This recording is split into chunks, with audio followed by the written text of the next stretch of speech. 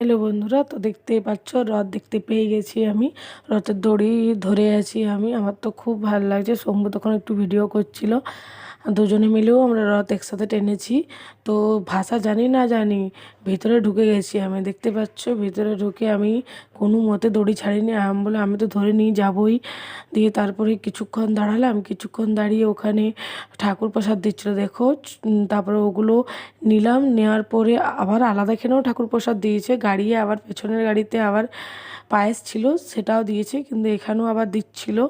তো ওগুলোও নিলাম, ঠাকুর প্রসাদ নিলাম। তো খুব ভালো লাগলো। তো দেখতেই পাচ্ছ কত পরিমাণে ভিড়। আমি ওইখানে তুলসী সব কিছু খুঁজলাম, তুলসী পাতা, তারপরে ফুল সব কিছু নিলাম। প্রচণ্ড ভিড় এখানে।